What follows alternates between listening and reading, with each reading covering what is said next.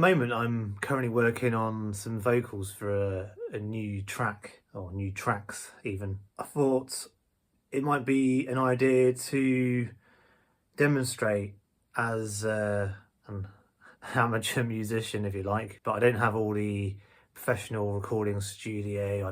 I have limited gear.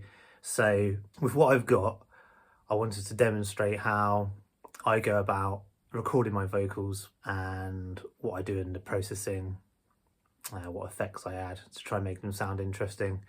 I can sing to a certain degree. I don't have a great or unique voice, so I do kind of rely on a few little techniques, if it's just effects and things, to try and disguise that to a certain extent. So the first thing I want to do is just show you the state of my room when I record my vocals, because I don't have proper acoustic treatment. So I'm just going to show you around my room to show you what I do to try and deaden any reverberation. So over the years I've acquired all of these jackets. There's more on the other wall over here, there's one over there, there's a couple behind me, which I bought from charity shops for fancy dress parties, and they don't have a home really. I don't have enough cupboard space for them. So they quite often live in my studio, hanging on the picture rail here, as a way of kind of deadening certain reverberations. You can also see here I've got some kind of cushion, which normally lives in the bedroom. That's been bought in here. I've got a jacket there. Normally I'd have more jackets on that wall. Some pillows. I've hung a blanket in the door. More jackets. I've hung a towel up and another jacket. It's not ideal. What I'll also do, if you tilt your screen so it's facing down ever so slightly at an angle, obviously any reverberation hit the screen, they're more likely to bounce down rather than back towards the microphone.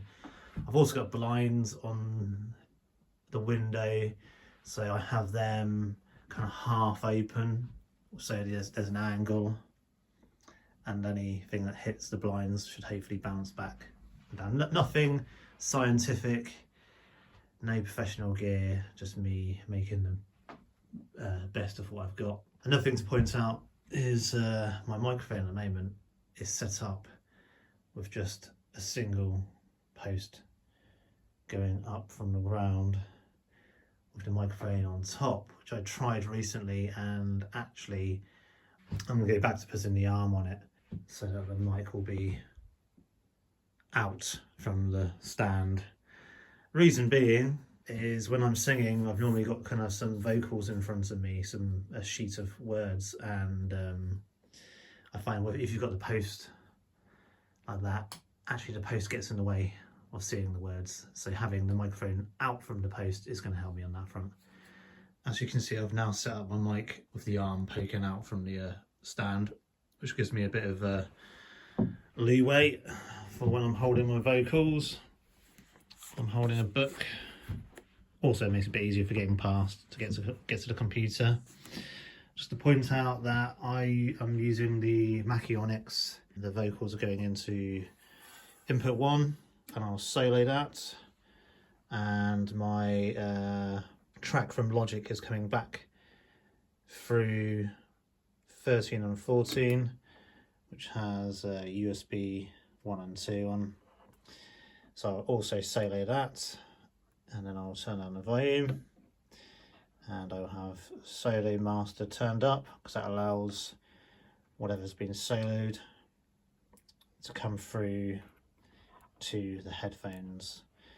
And then I'll plug in my KRK headphones so I can listen to myself and the music, and I will probably have to add some gain, but I will look at that in a second. It's a phantom power mic, so I have to make sure the phantom power is turned on. I'm using a Rode NT1A mic. I don't know if these are any good, but years ago I got my hands on a set of 2 for 100 quid second hand. So I've been using these. I would like to upgrade my mics. There's a mic I've seen that Radiohead use, which seems to be a mic that you can use without a pop shield, although I'd probably still use a pop shield.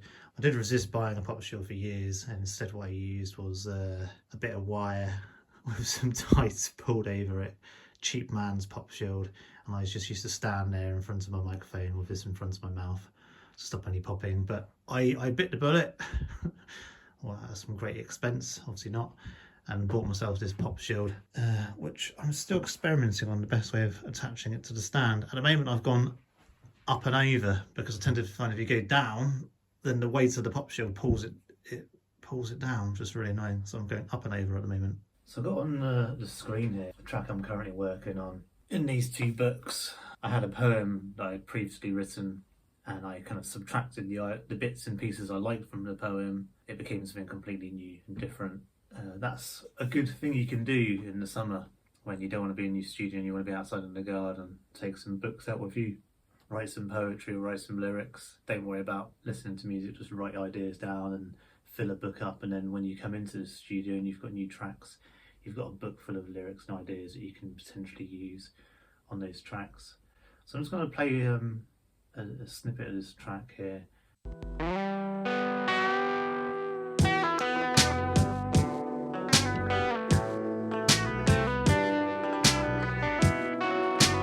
So it's going to be a combination of spoken word and song.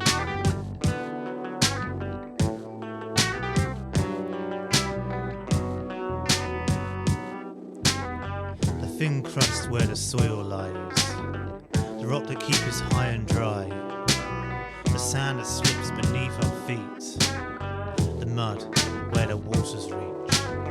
A tree grows on the river's edge, protects the bank against the drift. We float out to where the river ends and brace ourselves against the waves. Mother, grandmother, ancestor, lovers, to our homelands we say goodbye.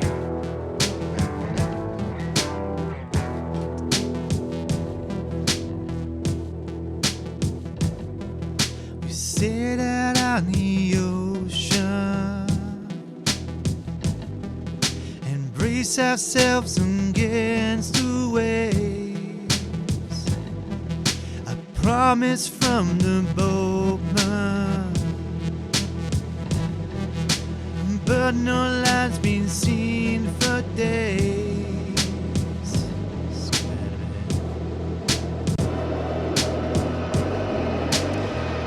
The sky is orange with fire. Hell is where the war is. If our home is rubble and dust, salvation's in the peace land, but feed the empire.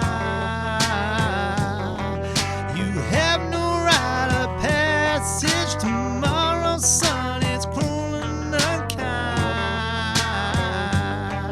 No peace amongst the wreckage. Okay, just a little flavour of what I'm planning on doing. Obviously, I'm not going to be recording it like this, although I might test out this microphone in future and see what the vocals do actually turn out like. Obviously, I'm planning on recording on my condenser mic, which I've currently taken down to do the screen capture and so on. It's amazing how complicated trying to do a YouTube video is. Anyway, so yes, that's a flavour of the tune and a flavour of what I'm going to be doing. Okay, on the screen here, right at the bottom, what I'm going to do is I'm going to create a new track. Obviously, when I create this new track later on, the new track will be a track that I'll create with my condenser, with the phantom power turned on. At the moment, that is not the case.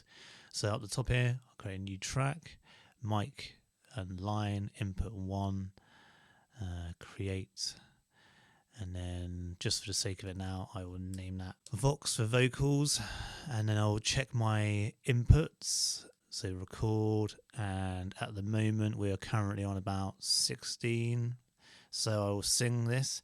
If the land is coming with fire, then hell is where the war is. As a rule of thumb, I aim anywhere between 18 and 12, 16.6 at the moment. I do prefer to have it a little bit louder than quieter, although I've heard various things being said. Some people say don't go any higher than 18, some people say don't go any higher than 12. So I try and aim for about 14. So I'll just turn up the gain on my Mackie mixer here until... Oh, I'm getting louder. Obviously, I don't want that to happen for the sake of the video. But I will turn that up until my vocals come through at about 14-ish when I'm singing at full pelt. So I've got my vocal track set up. I will...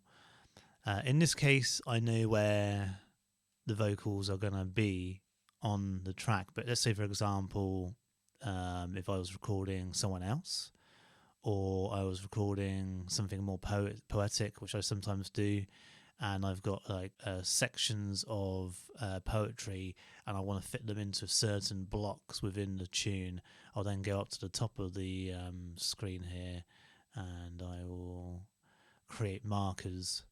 So you put the cursor on the screen there, create a new marker, and I'll name that verse 1, maybe.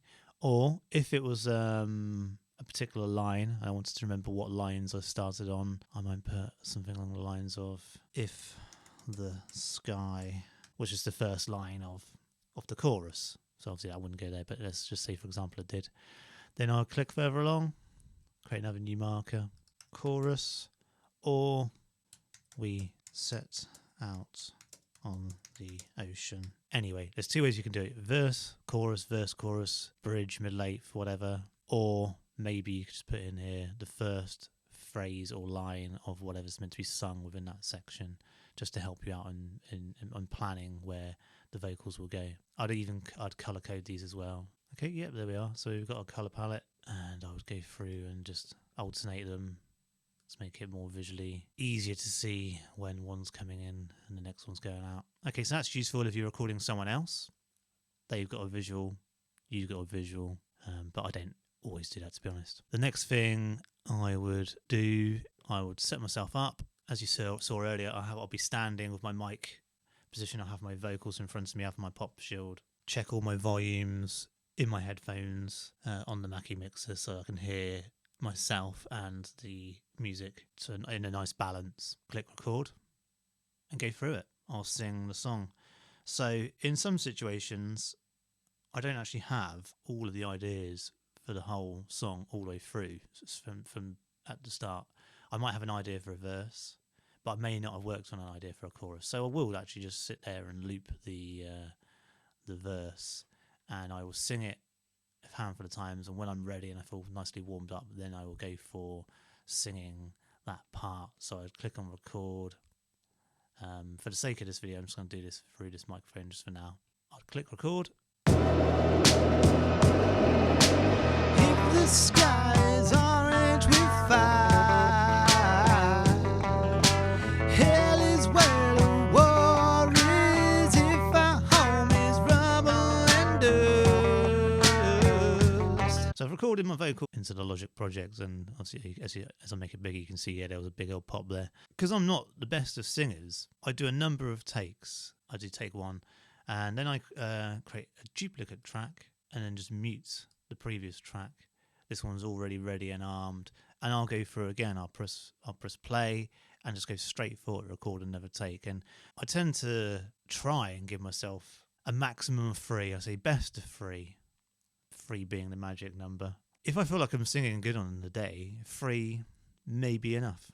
Sometimes if it's complicated, or maybe I want to try different things, maybe I want to try a slightly different phrasing, maybe I want to try and put more emphasis, maybe record another 2 or 3 takes. So once I get to about 5, I normally try and say, that's it, draw a line in the sand. 3 to 5 takes. Then what I'll do is I will audition each take. So as I've actually done the vocals for this track already, so I'm just going to open up the project where I have actually done the vocals to show you the auditioning stage. On this track, I have done the vocals all the way through in 1 take. 1, 2, 3 recordings, and I didn't go over that. Then once I did, I'm going to do this in solo, just so we can just hear the vocals for now. But what I did is obviously I listened to this with the music playing. So I listened through the tracks. We tie a ribbon to a branch in memory of And as I'm listening back through the tracks, I will do the EQing. And I tend to find that those Rode mics are quite bassy. So I end up EQing out quite a lot of the low end and then have a little shelf here. And I tend to find that kind of balances out. A thin crust where the soil lies. The rocks that keep us high and dry. In the situation here where I've done the whole song in one take, it can be hard because obviously you could do the verse well and then the chorus badly, and through one take, the performance can vary. So I will then go in and I'll chop it up into sections. So you can see I've done that already here. Untitled ribbon to a brand, a homeless. So there's a little sung intro before it goes into more spoken word. A thin crust where the soil lies. Okay, so I've chopped up the two sections of that sung part, chopped up the spoken word part here, and then this bit here has been chopped up again. We sit out on the ocean. And then here was the more of a chorus. If the sky is orange with fire. And then just follow that process all the way through the track. So I'd solo that one, make a decision, and then I'd turn the solo off, and I'd solo the next one, and listen to that, and then listen to the next one. And I'll basically make a judgment as I'm going through which one I felt the best overall. But very rarely is there a performance which I think is perfect all the way through. And so then what I do is, in order to be a bit more precise about the situation, I will then loop various sections. As you can see here, all 3 takes have been chopped off, and I will listen to take 1.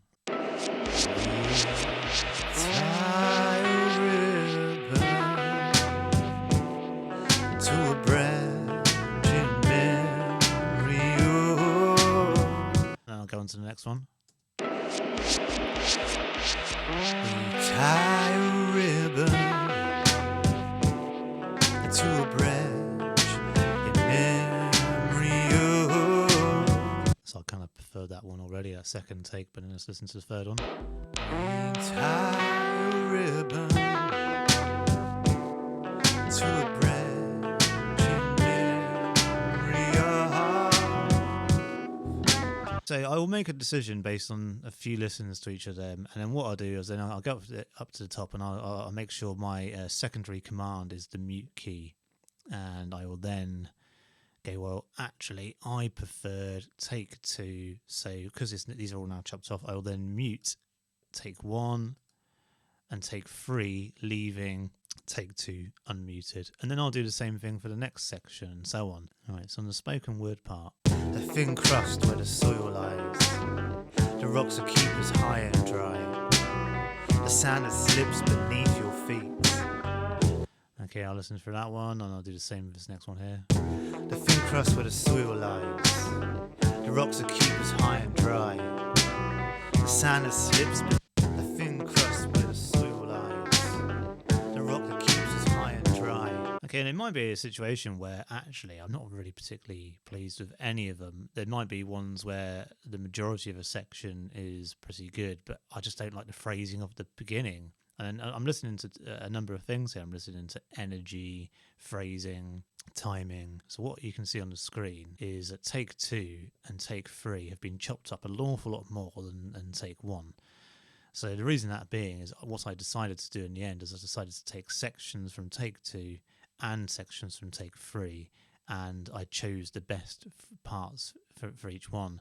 And then what I do is when I've chosen the best parts for each one, I'll create another track, just create a duplicate track for now. And as I have made a decision that this first phrase from take 3 is the best, I'll then grab that section and I'll copy and paste it down onto this new track. This section here on take 2 is the best from, and I'll copy that down. I'll say, well, I think this section here on take 3 is best, and I'll copy that down. And I will do this through the track. And obviously, if there was good parts in take 1, I would take that as well. So I will go through and I'll choose the best parts, the best phrasing, until I've got a passage which I'm happy with all the way through. And this seems like an awful lot of work, but if you're not happy with something and you can't get it perfect, I mean, I could just keep on doing take after take after take, but I've got 3 takes, and each one of those takes is going to have something good in it. So I then chop it up and bring that in. And that's just the way I like to work. I like to make sure that the phrasing's good and the timing's good for each passage.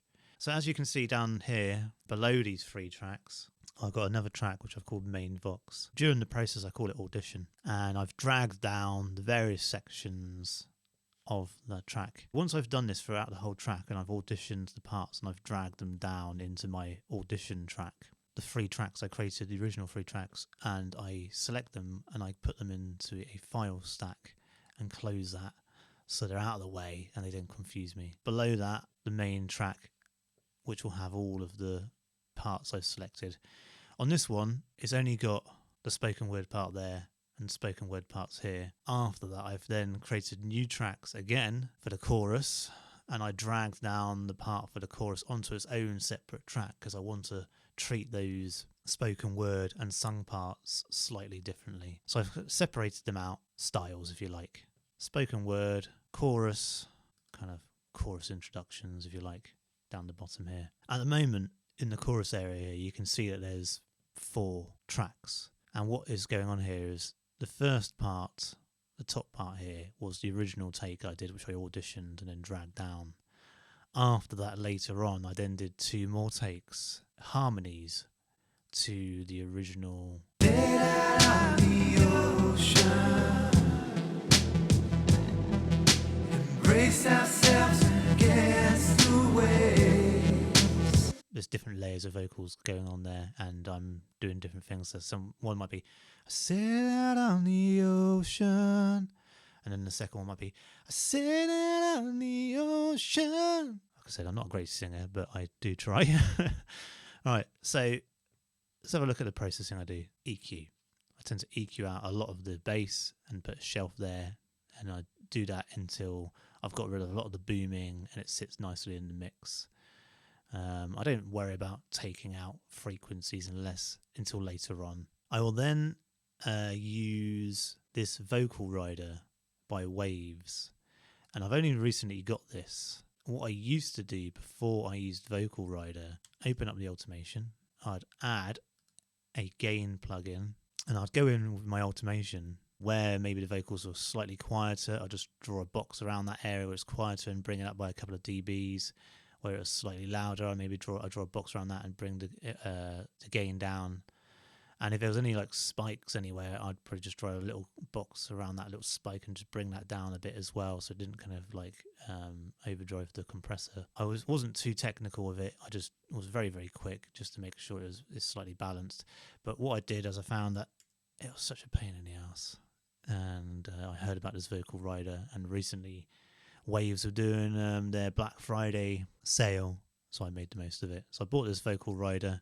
You can set the volume and guess it to write the automation for you. Set the sensitivity so that this little dial here is mainly in the middle, but it kind of goes up and down equal amounts. If I've got it so it's just going smack straight to the top, it's obviously too quiet. If it's going smack to the bottom, it's not really doing anything. It's just turning it down to 6 and then staying there. So let's just demonstrate that. The thin crust where the soil lies, the rocks are keepers high and dry, the sand that slips beneath your feet. So I'm going to change the sensitivity here. The thin crust where the soil lies, the rocks are keepers high and dry, which basically just means it picks up quieter parts of the vocals and doesn't turn off as quickly. And as you can see with the volume, it's going up to 6 dB and then kind of staying there.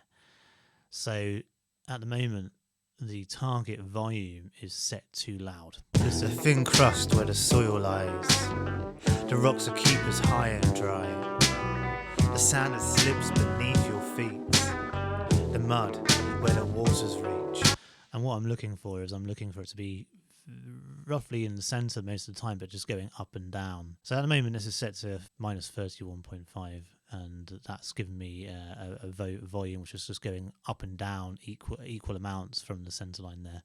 So that's what I look for. So once I've set that up, I've got my automation opened up, and I've also got in Logic, I can't remember where the setting was, I saw it in a video recently, but you can set it so that the automation target changes depending on what you click on the screen, which really speeds things up. So I click on the rider knob, and you can see over here now the automation is set for rider fader. I then use the write function on the automation.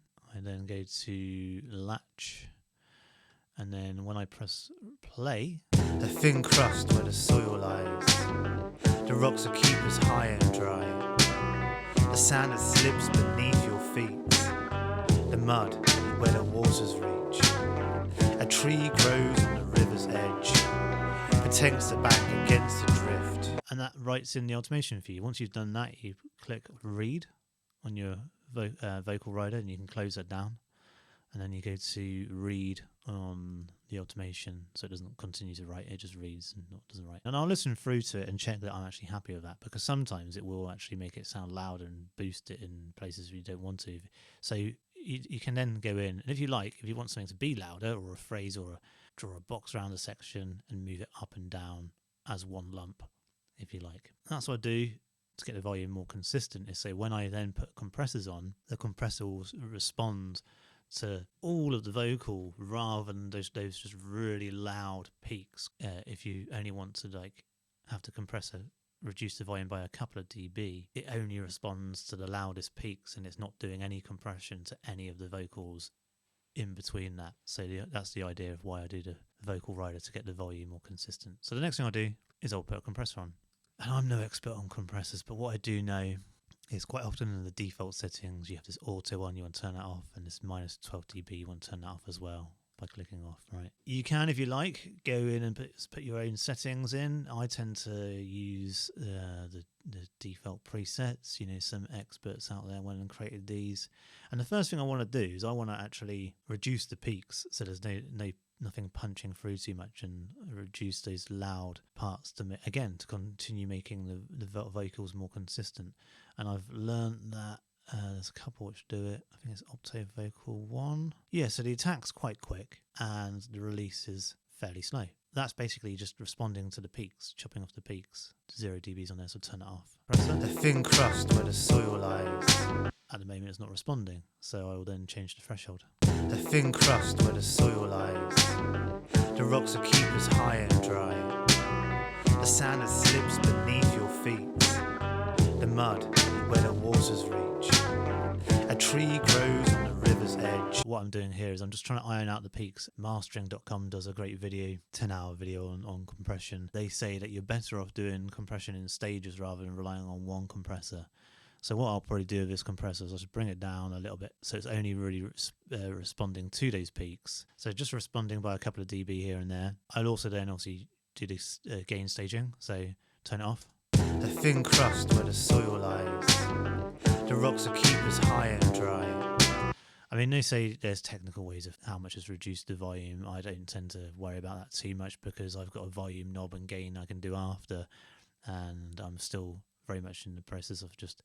So if it's taking it down by a couple, you tend to add a dB or two, and obviously you can use meters to do that. I just tend to use my ears, and I'm not overly fussy, to be honest, but I'm sure some people in the comments will tell me that's not how I'm meant to do it. But this is why the video is called Vocals for Amateurs, because even though I've been making music for God don't knows how long, 20 years, there's still an awful lot to learn, and it's down to the individual. Can you really be bothered to be that particular? Anyway, let's have a look. So that's the first thing I'll do, and then I'll add another compressor. I tend to do a couple of compressors which have a similar kind of setting. I quite like is it the tube vocal? Okay, yeah, again, another fast attack, quite fast release on this one. And I'll do exactly the same things I did before, just the thin crust where the soil lies, the rocks will keep us high and dry, the sand that slips beneath your feet, the mud where the waters reach. Okay, so again, I've just made it so it's just taking a 2 or 3 dB off. So both of those are doing the same thing, and this one's already got a dB extra on it anyway, so I'm not going to worry about gain staging that. The last type of compressor I'll do will be like the complete opposite. And like I say, I'm not an expert in this. This is just the technique I've been using recently, and for me, all of this is experimental. I quite like the vocal smooth one. Okay, turn off the minus 12. This one's got a really slow attack and kind of a middle release, quite a sharp knee, and I tend to find this one definitely helps bring the volume up to a nice consistency. A thin crust where the soil lies. The rocks are keepers high and dry. The sand that slips beneath your feet. Okay, so now I've taken out the peaks of the other two compressors. You can see that this one is actually is responding to a lot more of the vocal in general. It's also got a soft distortion on there, which tends to add a lot of volume, so that's why I took down the makeup a little bit there. But overall, that's now making the vocals sound a lot more consistent. So that's my first stage for the vocals. If my vocals aren't particularly good in terms of the tuning, I do have Wave's Real Time Tuner, and I will obviously set the key. I believe this is an E minor. Listen to it and just check it doesn't sound robotic, because I don't want it to sound robotic. I too find it quite difficult with these sometimes though, because if you have got like slight vibrato, I do struggle on setting the vibrato so it doesn't sound robotic. I do use that sometimes, but I'm not going to use that in this case. Okay, so that's the basics. Like I say, like I demonstrated earlier with the chorus, I will do some backing vocal ideas.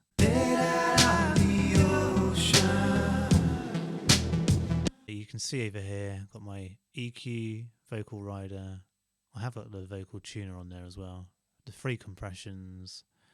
And I've also got initial dynamic EQ. And what I use this for is any kind of harsh S's, because maybe the way I sing, but I do tend to find that it can be a bit sharp. So basically what this EQ does, you find the frequency points of where the harshness is, and you click on the line, create a little coloured dot, and then this little table comes up here, and within there you have a threshold and a ratio. So I've set the threshold so it kicks in when those sharp sounds happen, and I normally have the ratio up full depending on how much it affects the sound. And then obviously the Q is obviously how sharp and how bell-shaped the EQ is when it comes down. Sometimes you have to put a couple of these in different places because the S sounds aren't always in the same place. One thing I have found, which is getting these set so it doesn't sound like you've got a lisp, because for some reason when these things kick in, it can quite often sound like you've got a bit of a lisp. So it's fine-tuning it until you've kind of got a nice balance of taking out the sharpness of the S's but not making it sound like you've got a lisp. So that's track one. If I do 2 takes and I can't choose between them, so what I then do is I have 2 tracks and I'll pan one slightly to the left and one slightly to the right, and that allows me to have both takes. And obviously in this situation, because I'm actually trying to create a choir of vocals, that works just right. Dead out on the ocean, embrace ourselves against the wave. As you can hear, there's a lot of reverb on there, but we'll have a look at that in a section, what I've done there. And then obviously second one here. Dead out on the ocean, embrace ourselves against the waves. Dead out on the ocean. So yeah, 2 highs, 2 normals, and they are both panned slightly left and right, about 40% left and right, hearing all those together. Dead out on the ocean. You can see on the first 2 here, I have actually chopped out as much of the empty space as possible, because I do tend to find that with some of these things you do breathe quite loudly, and I don't really like having those breath sounds always. Sometimes they add, sometimes it is too small a gap between one word and another, and the breath sounds right in the middle, and you can't really chop it out without it being too obvious and abrupt.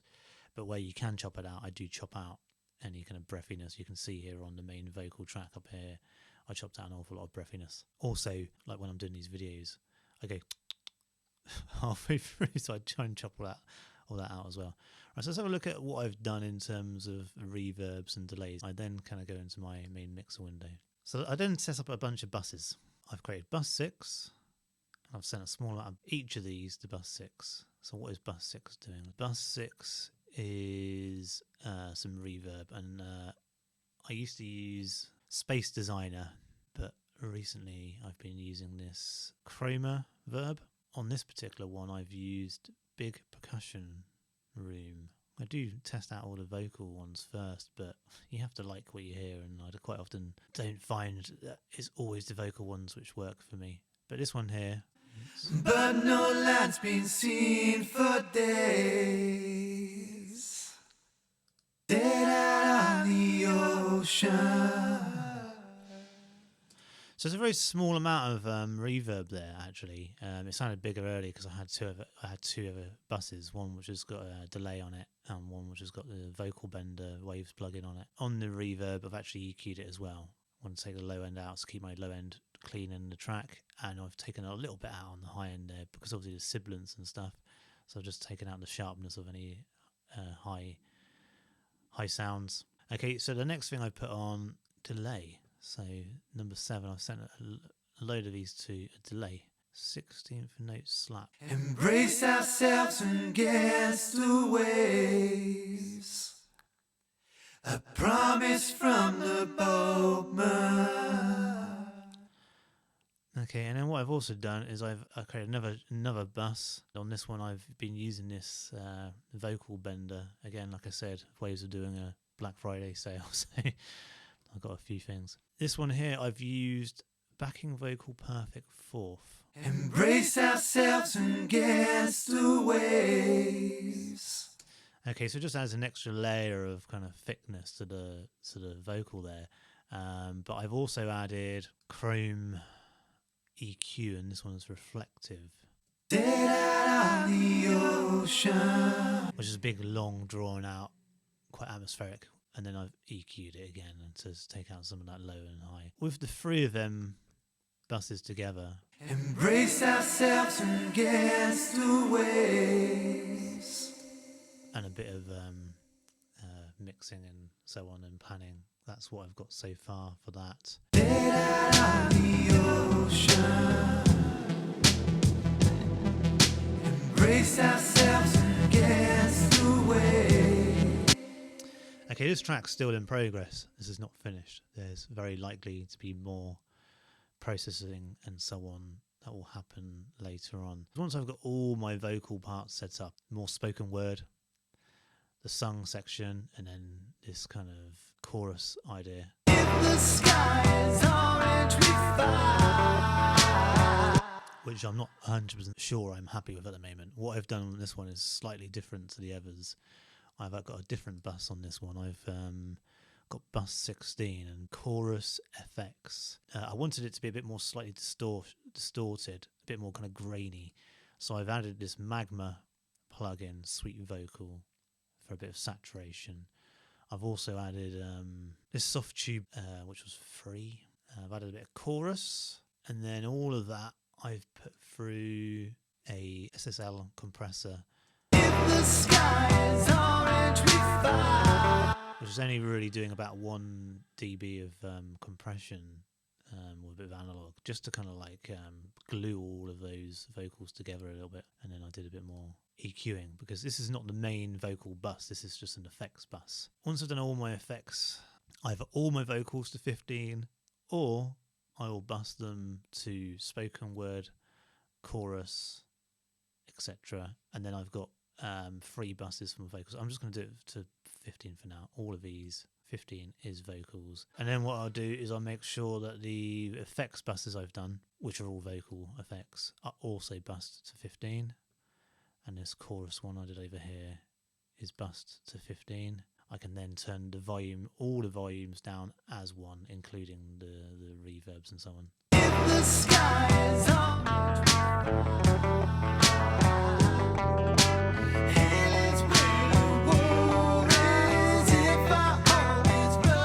Or I can just mute them and listen to the rest of the track without the vocals. Later on, I will then do some processing on the final mix bus here, maybe some final EQing, maybe a little bit of very small amount of compression using an SSL, small amount just to kind of glue everything together. Maybe I might add some more kind of saturation. I've also got another plugin that I use, which might be cheating a little bit, but it seems to work quite well. Intelligent Dynamics by Waves. On here you have a setting for vocal to front, so I will sometimes use this.